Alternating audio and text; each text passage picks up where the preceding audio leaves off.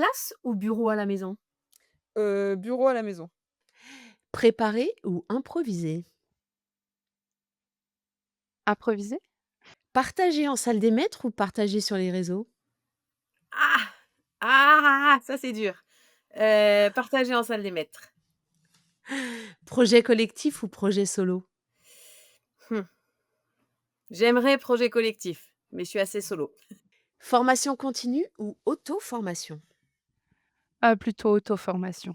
Semaine bien remplie ou week-end productif? Oh, week-end productif, tout productif. Allez, sauter le pas ou rester dans sa zone de confort? Sauter le pas, bien sûr. Salarié ou entrepreneur? Auto-entrepreneur. Routine ou nouveau défi? Nouveau défi. Travail en équipe ou indépendance? Ça dépend, ça dépend quelle est l'équipe. Gestion du temps ou gestion du stress? Gestion du temps. Prendre des risques ou assurer la stabilité? Ben, prendre des risques tout en ayant une stabilité et un Ah! filet de sécurité.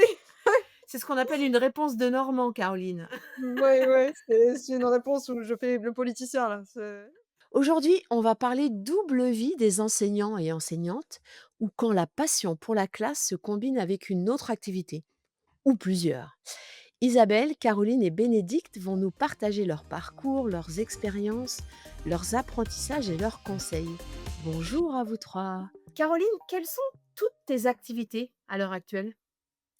rémunéré ou activité en général? Sur, Allez, rémunérée, celle qui vraiment ta vie professionnelle qui te permet, de mettre, du beurre dans les épinards.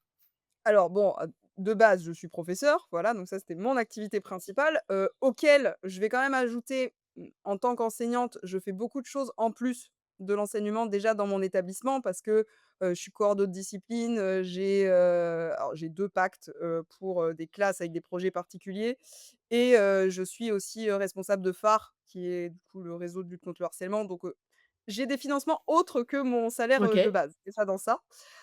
Auxquels, bah, s'ajoutent, aujourd'hui les réseaux sociaux.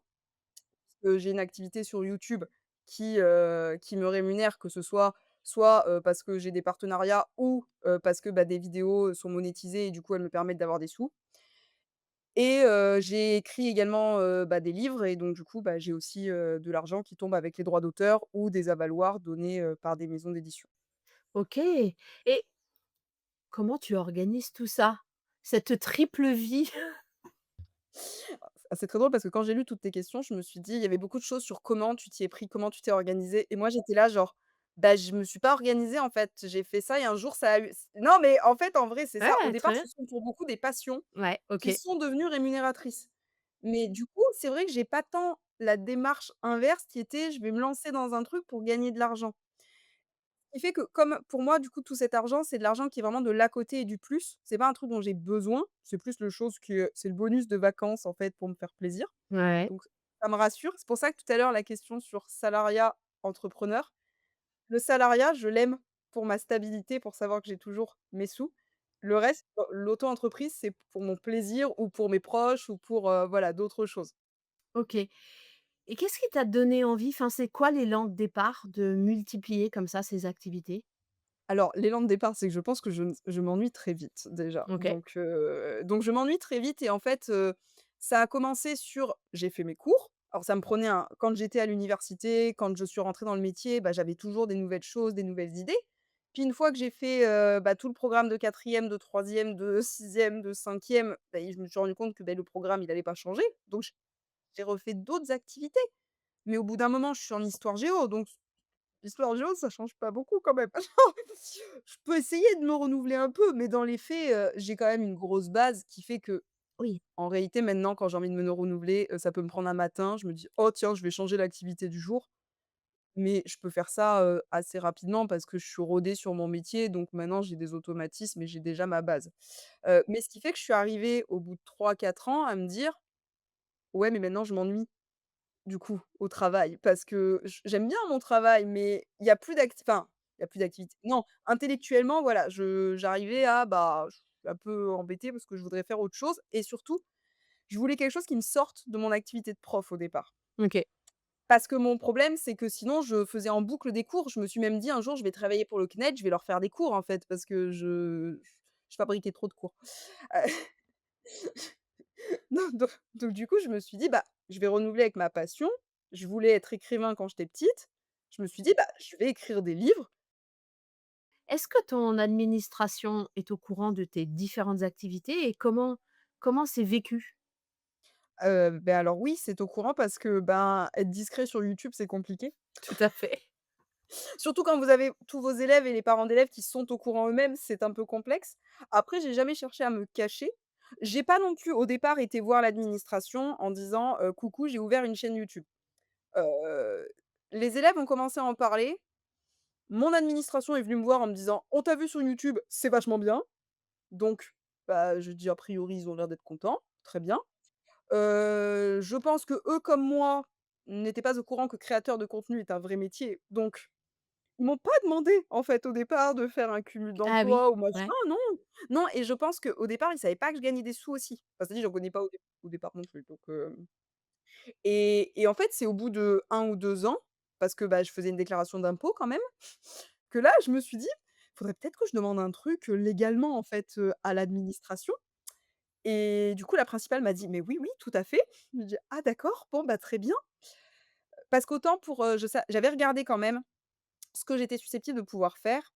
Heu, le problème qui était, et j'en avais même parlé aux impôts, j'avais envoyé un message aux impôts en me disant, «Créateur de contenu», mais même les impôts, ils me disaient: alors, Ouais. nous, YouTube, tout ça, on comprend pas tout, donc voilà».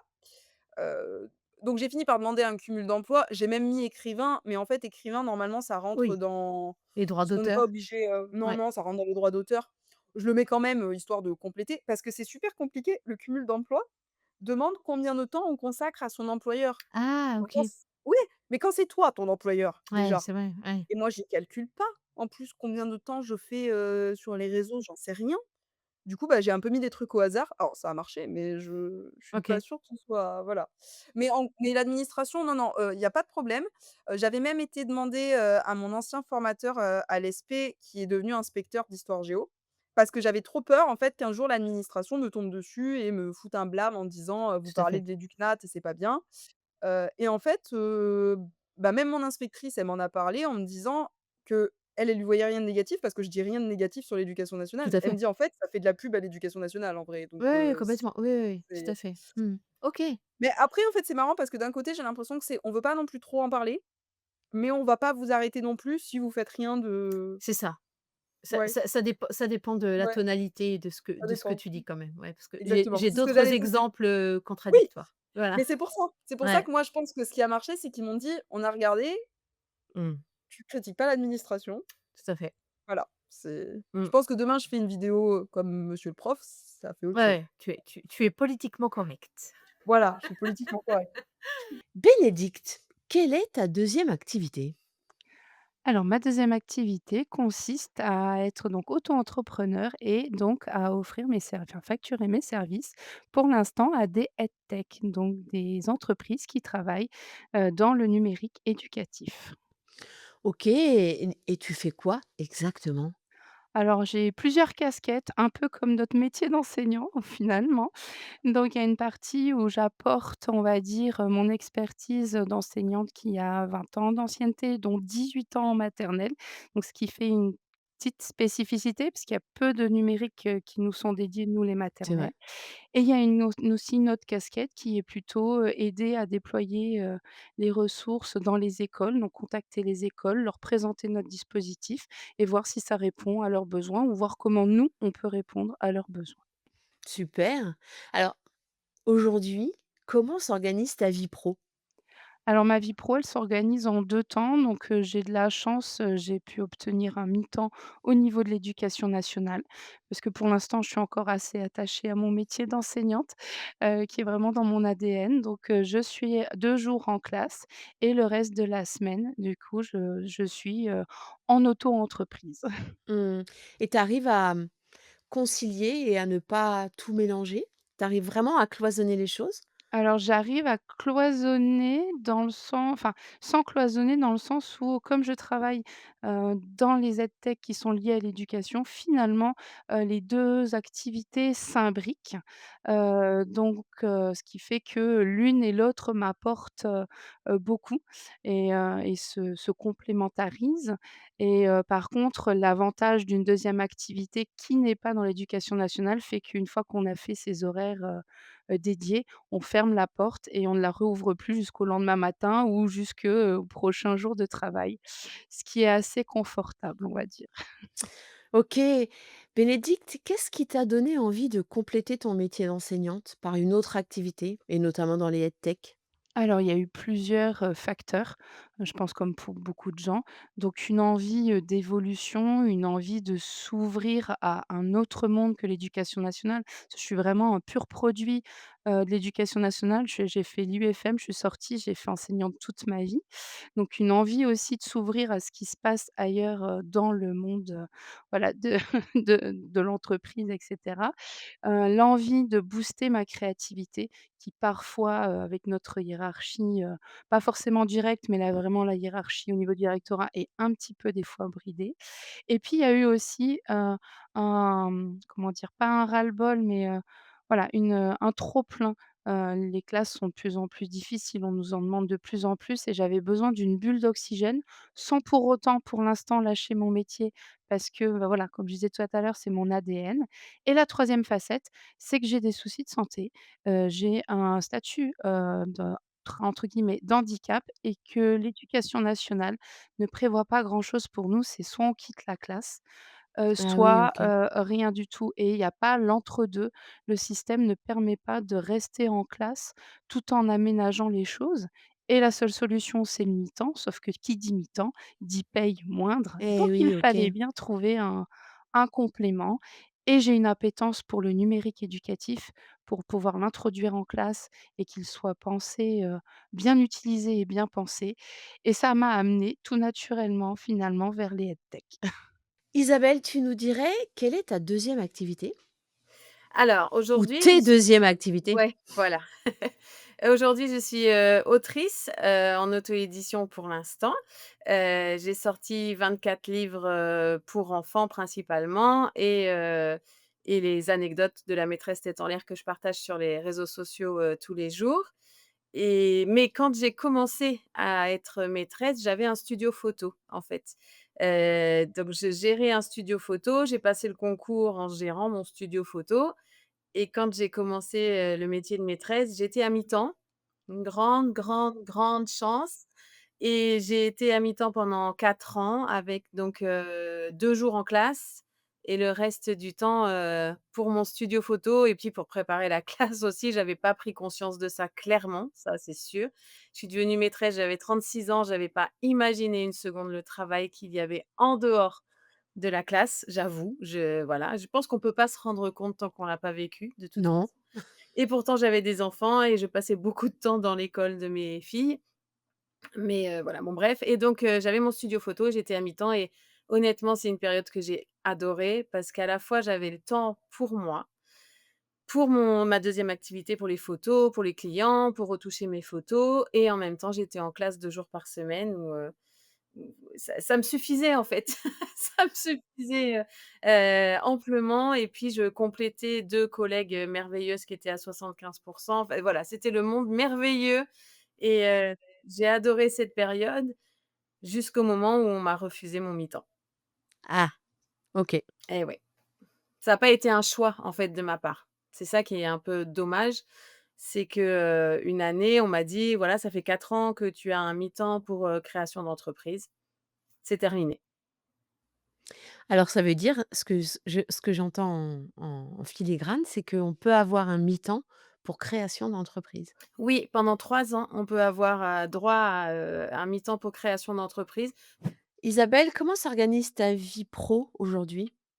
Aujourd'hui, je travaille, je suis à l'école. Je profite entre midi et 2 pour, corriger un maximum et faire un maximum de choses parce que, en fait, il y a les collègues autour, on mange tout ensemble et on est, efficace, enfin voilà, c'est un moment vraiment important pour nous.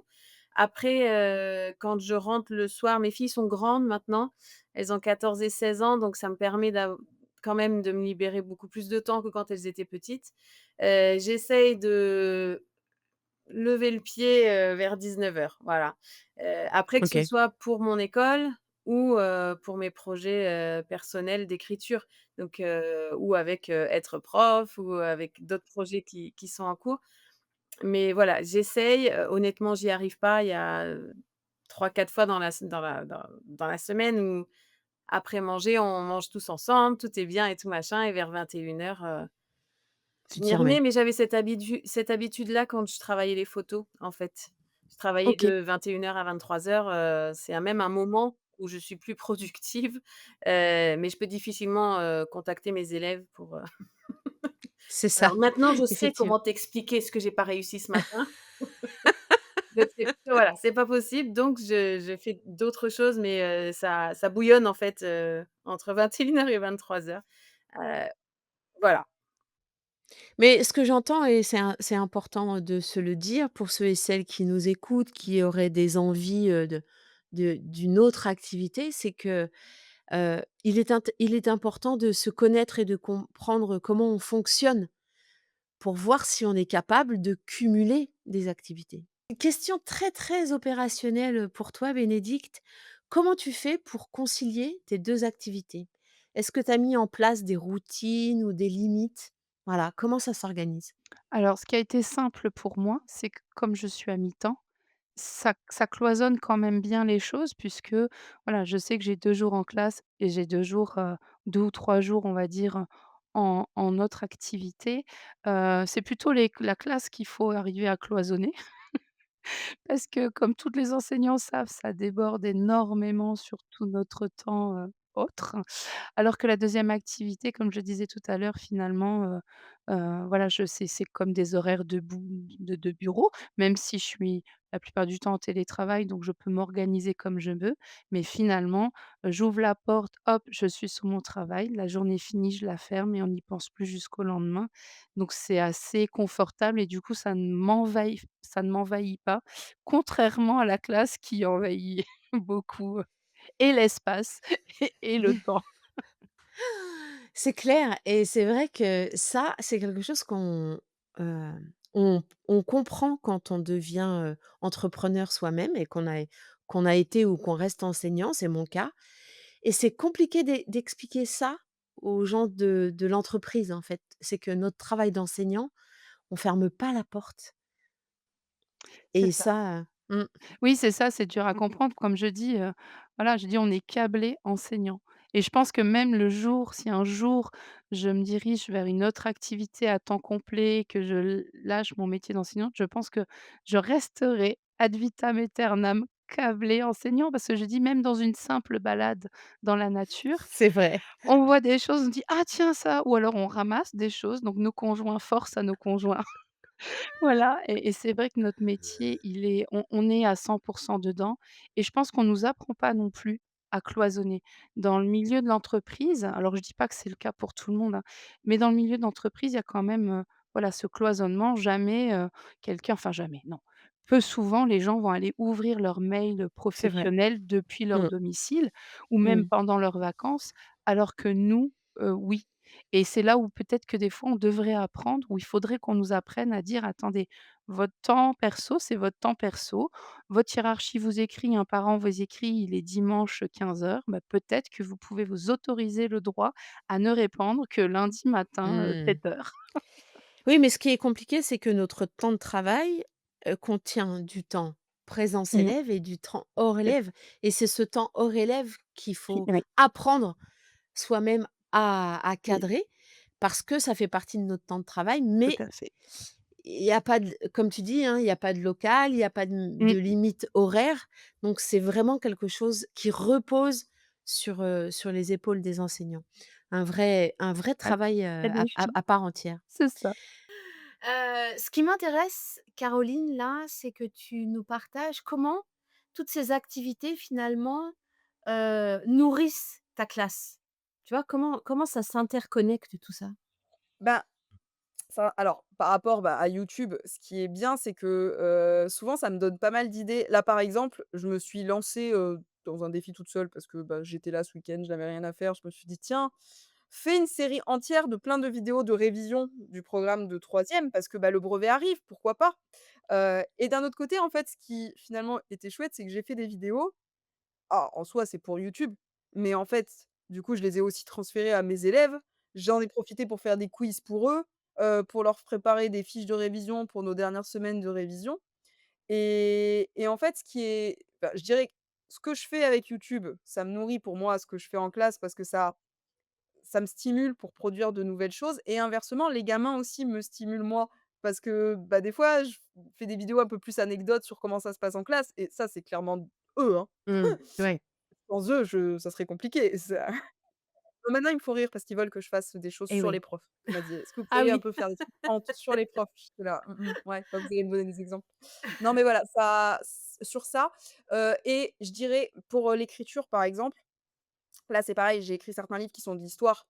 Bah, pour le coup, ça m'a permis plus là de me stimuler plus intellectuellement parce que comme j'avais cette impression de me dire: «Je suis au collège», même si j'adore mes gamins, enfin, à un moment, on est un peu limité niveau, sur les sujets d'actualité ou des trucs comme ça. Là où l'écriture, sur certains sujets, je peux beaucoup plus me plonger, je peux refaire des recherches à côté aussi.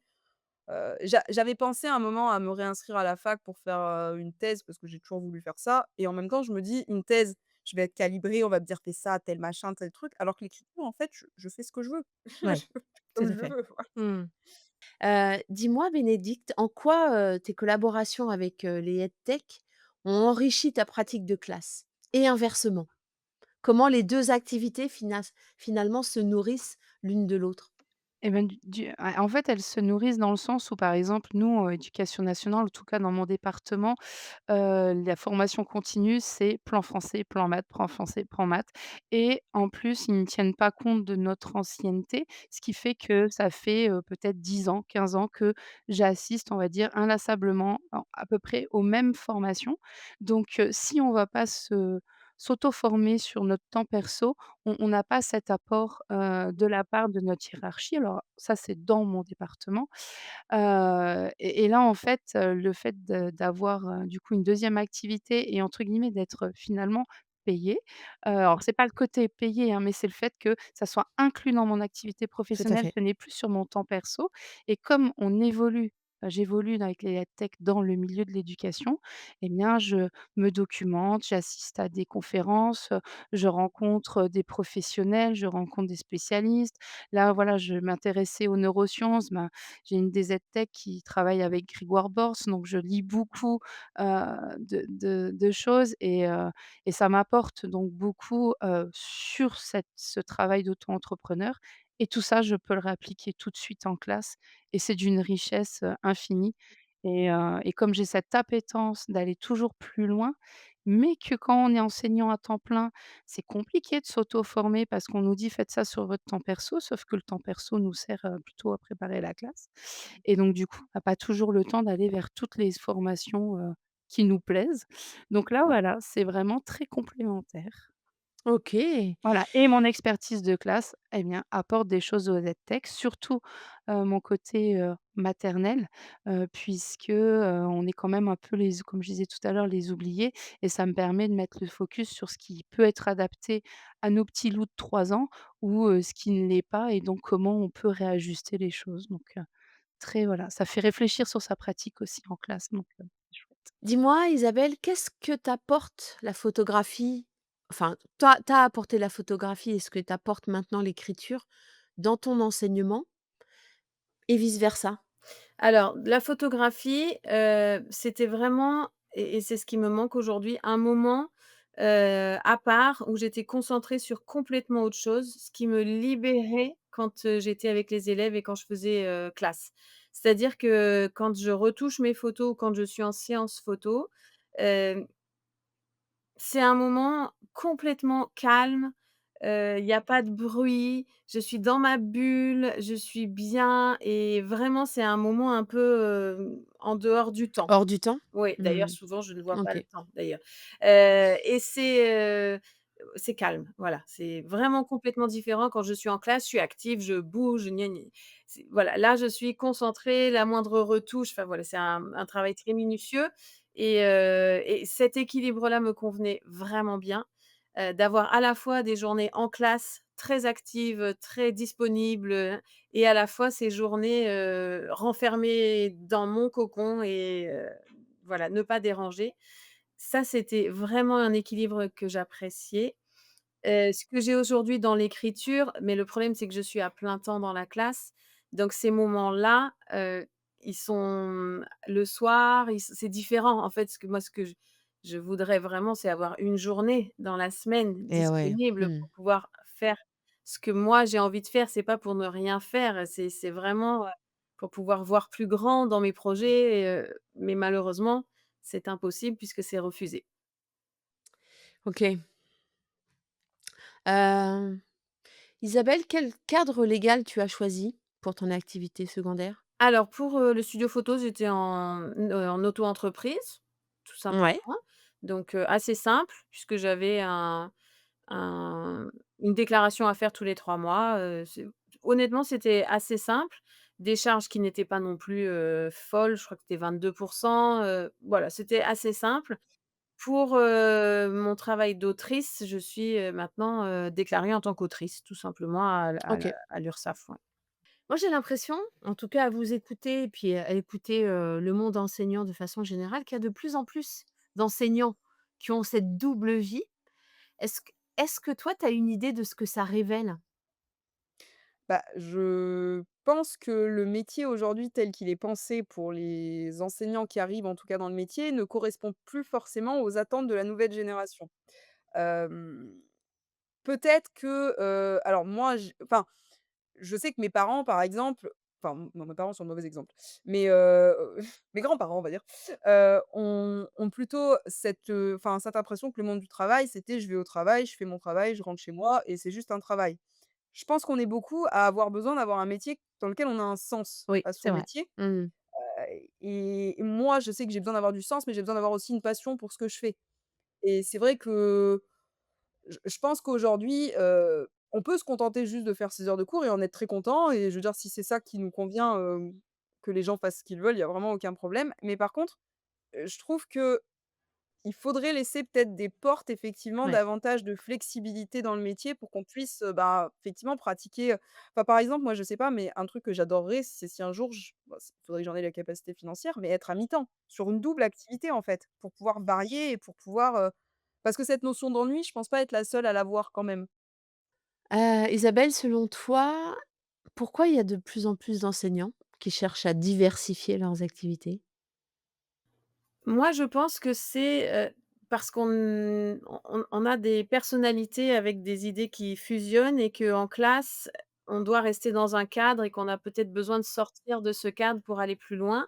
Je pense aussi que les réseaux sociaux permettent ce genre, d'expérience plus facilement, qu'il y a de plus en plus de blogueurs qui se lancent, que les maisons d'édition vont aller chercher, aussi par rapport à ce qu'ils font sur les réseaux sociaux. Et puis, je crois qu'avant, ils avaient beaucoup de choses à partager, ils le partageaient dans un cercle assez fermé et qu'aujourd'hui ça s'ouvre, c'est possible. Et puis moi, je crois que c'est une question de survie aussi. Si on fait que de la classe et que dans sa tête, on a envie de faire plein d'autres choses, alors il Ouais, y a beaucoup de gens qui démissionnent, hein. Nous, dans notre école, il y en a, régulièrement qui démissionnent et qui partent sur complètement autre chose, mais il y a quand même la sécurité, de bien notre sûr. profession, hein, il faut dire les choses telles qu'elles Mmh. sont. Mais, moi je crois vraiment que ça a toujours été plus ou moins le cas, mais qu'aujourd'hui c'est possible et que ça se partage avec plus de monde et plus vite. Moi je pense. Oui.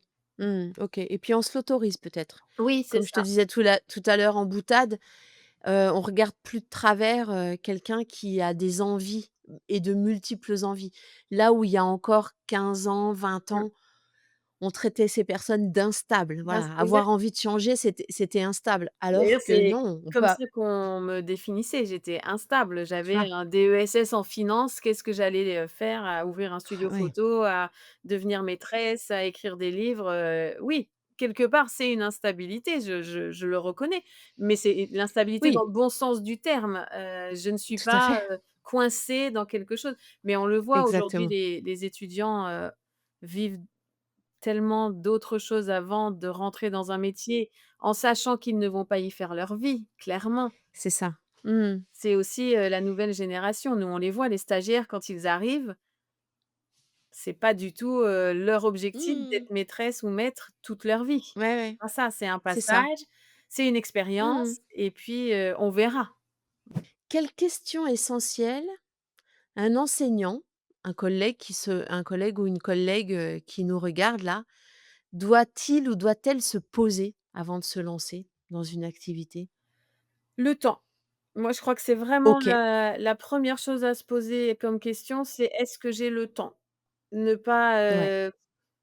moi, je sais que j'ai fait des erreurs parce que, quand ils m'ont refusé mon mi-temps, j'ai continué mon studio photo pendant 1 an et demi en étant à plein temps sur une classe, je bossais tous les week-ends. Bon, j'ai failli perdre beaucoup de choses, clairement, parce que, je n'étais plus disponible pour ma famille, et puis ça me plaisait. Donc j'avais du mal à Ouais, c'est ça. m'arrêter, c'est ça aussi, hein. Et puis ça rapportait de l'argent, donc c'est compliqué, hein, de Ouais. dire non. Mais le temps, la première chose, c'est combien de temps je peux y consacrer sans, délaisser autre chose d'important. Vraiment, pour moi, c'est la première chose. À partir du moment où on trouve le temps, où on a le temps, moi, je crois que tout est possible. OK, Et trop bien. on trouvera, un moyen, de créer son entreprise. Quand on a le temps, on y arrive. Ouais, savoir si on a de l'espace dans notre vie pour, intégrer cette, 2e Exactement, activité. sans que ça prenne, le pas sur autre chose, sur notre métier d'instit, Tout à par fait. exemple, sur, notre métier ou notre vie de maman, de femme, de c'est ça. Moi, c'est vraiment le temps. Je rêverais d'avoir une journée de 28 heures, quoi. Il me manque 4 Ouais, heures c'est ça. par jour. Bénédicte, est-ce que tu aurais en tête quelques questions essentielles qu'on doit se poser avant de se lancer? C'est-à-dire, des collègues, nous regardent là et se disent: «Ah tiens, est-ce que c'est pour moi?» Est-ce qu'il y a des questions comme ça qu'on pourrait se poser? Alors après, moi, je suis quelqu'un de qui planifie énormément de choses, donc des questions, je m'en suis posé énormément parce que, j'aurais aimé avoir le courage, comme certains qui passent un pas, hop, ils se lancent dans l'inconnu. Donc moi, les questions que je me suis posées, c'est plutôt par rapport à ma stabilité financière, par rapport à ma famille. Donc c'est: «Est-ce que si je suis à mi-temps et que j'ai un autre emploi, est-ce que j'arrive à revenir avec ce que je perds, entre guillemets, de mon mi-temps éducation nationale?» Donc ça, c'était vraiment pour moi, quelque chose d'essentiel. Donc peut-être que pour d'autres personnes, c'est ça, c'est se dire: «Bon, ben voilà, est-ce que financièrement, je ne me mets pas dans l'embarras?» Et après si c'est quelque chose moi, c'est quelque chose qui me travaillait depuis des années et donc si ça fait c'est une petite chanson qui revient régulièrement, c'est qu'il faut passer le pas et il faut arriver à se poser les questions, pour se rassurer et moi les questions pour me rassurer, c'était, voilà: «Est-ce que, financièrement je m'en sors?» Et puis la question c'est: «Est-ce que je me lance sans avoir déjà un projet?» C'est-à-dire, j'ai pas trouvé encore un employeur et cetera ou une entreprise à qui, offrir mes enfin, facturer mes services? Ou est-ce que, je passe le pas que quand j'ai trouvé, quelqu'un avec qui, collaborer? Moi, ça a été mon cas. J'ai passé le pas parce que, sur un coup de tête, j'ai fait une candidature spontanée, mais j'avais pas du tout de statut d'auto-entreprise et je savais que j'allais pouvoir avoir mon premier client, sinon moi personnellement, je ne me serais pas lancée. Donc il faut vraiment, se poser ces questions-là et se demander financièrement jusqu'à quel point je peux être dans l'inconfort ou pas. Ce que j'entends dans ce que tu dis, Bénédicte, c'est que finalement, il faut tenter d'identifier les craintes que l'on a, les peurs qu'on a sur ce changement de statut et ben, les balancer, trouver des réponses et avoir une réponse à cette question pour faire un choix, éclairé et en tout cas qui nous mette, heu, suffisamment dans le confort. Je dis suffisamment parce que de Oui, toute c'est ça. manière, on saute dans l'inconnu. C'est ça. Oui, parce que moi, Mmh. ma problématique, c'était le confort financier dans le sens où, il fallait pas que je perde puisque, bah, comme tout le monde, on a nos charges et cetera. Peut-être Bien qu'il y a sûr. d'autres enseignants qui voudraient passer le pas et eux, c'est juste savoir est-ce que je peux, allier les 2. Est-ce que je peux et là, je pense que c'est complètement compatible. On peut vraiment, et on se fait plaisir et plus on s'épanouit, bah, mieux on est en classe, en fait. Et oui. Un conseil pour ceux et celles qui auraient envie de se lancer?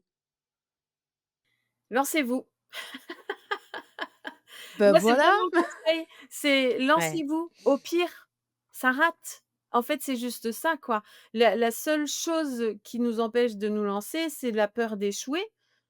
Et alors? Et alors? C'est ce que je répète tout le temps à mes élèves, quand on n'échoue pas vraiment, on apprend. On apprend de ses erreurs. Moi, avant d'ouvrir mon studio photo, j'ai fait d'autres choses et j'ai échoué plein de fois. J'ai ouvert mon compte Instagram, il s'est rien passé pendant, 6 mois, 7 mois et puis d'un seul coup, ça a pris de l'ampleur. C'est vraiment, lancez-vous. Si ça marche pas, lâchez pas, hein. Des fois, c'est long, des fois, c'est long. Moi, ça fait maintenant, 4 ans que je propose des livres en maison d'édition, ça ne marche pas et ça viendra un jour, c'est pas grave. J'ai d'autres, cordes à mon arc et je me débrouille autrement. Ça marchera un jour, mais j'en suis persuadée. Mais lancez-vous. En fait, on peut pas dire: «Ouais, ça marche pas» ou «J'y arrive pas» si on n'a pas réellement essayé. Donc essayez, lancez-vous. Est-ce que tu aurais un conseil à partager à ceux et celles qui voudraient se lancer? Et bien après, voilà, je veux dire déjà ne pas hésiter trop longtemps. Moi, je pense que j'ai attendu trop longtemps. Donc voilà, se poser quand même, se faire un brainstorming à soi-même, en parler avec, éventuellement, des collègues qui s'il y a des collègues dans l'entourage qui ont déjà fait, en parler si on a un conjoint avec son conjoint. C'est toujours intéressant d'avoir, voilà, une autre vision des choses.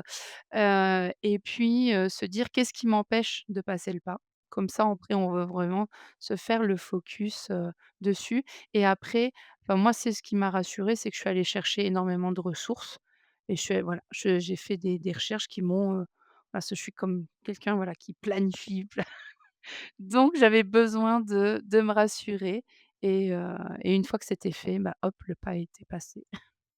Est-ce que tu aurais un conseil à donner à ceux et celles qui ont comme ça des idées qui naissent et puis peut-être avec une frilosité à passer à l'action? Alors, bon, je vais dire 2 choses déjà. Première chose, faites pas comme moi, faites les choses dans le bon sens. D'abord, on se renseigne.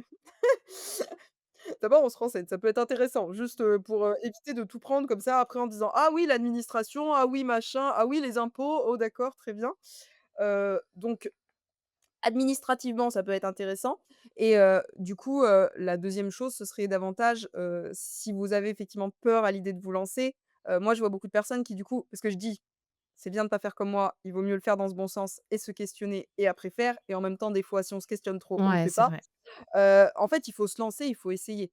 Après, c'est bien d'essayer en ayant connaissance de ce qu'on veut faire, mais d'un autre côté, si on n'essaye pas, c'est comme tout, et puis au pire, ça marche pas. Enfin voilà, au pire ça marche pas, au pire on changera, d'avis et puis, il y a ça aussi, je pense qu'on est beaucoup dans ce truc de, on a peur de se tromper, on a C'est peur vrai. de se dire: «Bah, et si j'y arrive pas? Et si ça me prend trop de temps? Et si» oui, mais c'est une deuxième activité. Si ça prend trop de temps et que, bah, ça vous plaît plus, enfin, bah, vous laissez tomber en fait. Enfin, vous laissez tomber, ça implique des gens, c'est peut-être plus complexe, mais je pense que il faut essayer dans tous les cas. Enfin, Oui, oui, je pense qu'on est effectivement dans une culture où, on veut tout maîtriser avant et puis on veut être sûr de réussir. Sinon, c'est vécu comme un échec. Enfin, ça veut dire que c'était pas la bonne chose. Alors que l'expérience a été tentée, l'expérience a été vécue et elle est forcément, heu, riche d'enseignements.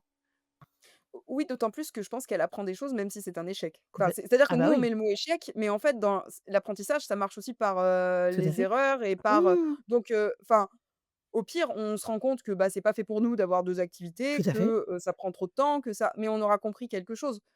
Voilà, donc je pense que dans tous les cas, il faut quand même essayer, surtout si c'est une envie qu'on a et qu'on a l'impression de tourner en rond. Parce que Oui. moi, j'ai vraiment souvenir de ça, d'une conversation en salle des profs avec mon collègue de français, d'être assis et on se regardait tous les 2 en fixant le mur et je lui ai dit: «Mais je m'ennuie». Il m'a dit: «Mais moi aussi, en fait». Alors lui, il a demandé sa mutation au lycée parce qu'il voulait, changer d'environnement, de machin. Je lui dis: «Ouais, mais moi j'aime bien mon collège, j'aime bien mes collègues, j'ai juste envie de faire autre chose». Mais en tout cas, vos 3 trajectoires, reflètent ça, cette, possibilité d'aller voir ailleurs tout en conservant cette passion, pour son métier. Donc merci beaucoup. vraiment, pour ces témoignages.